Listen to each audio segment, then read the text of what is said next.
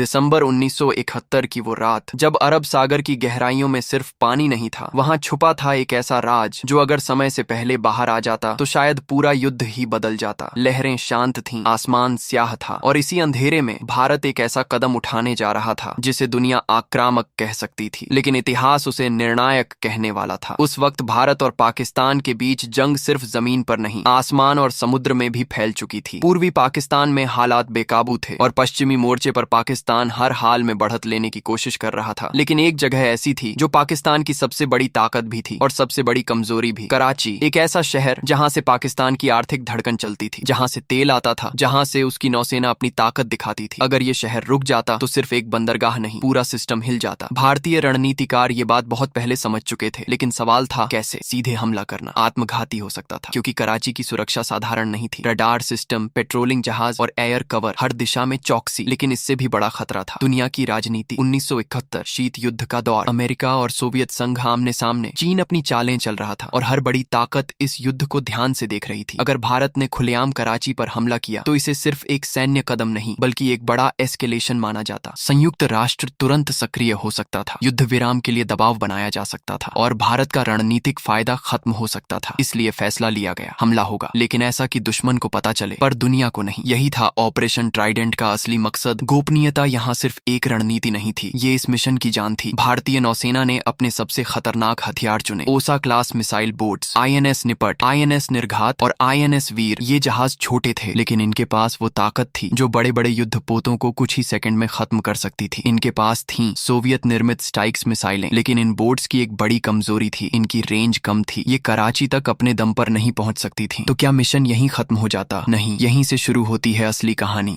भारतीय नौसेना ने एक ऐसा प्लान बनाया जो जितना जोखिम भरा था उतना ही चतुर भी। इन मिसाइल बोट्स को बड़े जहाजों के साथ खींचकर समुद्र के बीच तक ले जाया गया, जैसे कोई शिकारी अपने सबसे तेज हथियार को सही वक्त पर इस्तेमाल करने के लिए बचाकर रखता है। हर मूवमेंट को छुपाया गया, रेडियो साइलेंस लागू था, कोई सिग्नल नहीं, कोई बातचीत नहीं, यहाँ तक कि जहाजों की लाइट्स भी बंद थीं। ये सिर्फ एक ऑपरेशन नहीं था, ये एक भूत की तरह आगे बढ़ने की कोशिश थी जिसे कोई देख नहीं सकता, सुन नहीं सकता। 4 दिसंबर की रात, घड़ी धीरे धीरे 10 बजने की ओर बढ़ रही थी और उसी वक्त भारतीय बेड़ा कराची के बेहद करीब पहुंच चुका था। समुद्र अब भी शांत था, लेकिन ये खामोशी तूफान से पहले की खामोशी थी। अचानक रडार पर एक सिग्नल उभरा, एक बड़ा लक्ष्य, पाकिस्तानी युद्धपोत PNS खैबर। उस पल समय जैसे थम गया। कुछ सेकंड, सिर्फ कुछ सेकंड में एक फैसला लेना था और फिर आदेश आया, फायर। INS निर्घात से एक स्टाइक्स मिसाइल आसमान की ओर दागी गई। वो मिसाइल अंधेरे को चीरते हुए सीधे अपने लक्ष्य की ओर बढ़ी और फिर एक जोरदार धमाका। PNS खैबर, पाकिस्तान का गर्व, आग की लपटों में घिर चुका था। लेकिन ये अंत नहीं था, ये तो सिर्फ शुरुआत थी। INS निपट और INS वीर ने भी अपने लक्ष्य साध लिए। एक के बाद एक मिसाइलें छोड़ी गईं। PNS मुहाफिज, एक और जहाज, फिर तेल के टैंक। कराची पोर्ट, जो कुछ ही मिनट पहले सामान्य था, अब एक जलता हुआ नरक बन चुका था। तेल के टैंकरों में आग लग गई, लपटें आसमान को छूने लगीं, धुआं पूरे शहर में फैल गया। लोगों को समझ ही नहीं आया कि ये क्या हो रहा है। पाकिस्तानी नौसेना भ्रम में थी, उन्हें लगा ये हवाई हमला है, क्योंकि इतनी दूर से इतनी सटीक स्ट्राइक। उन्हें यकीन ही नहीं हुआ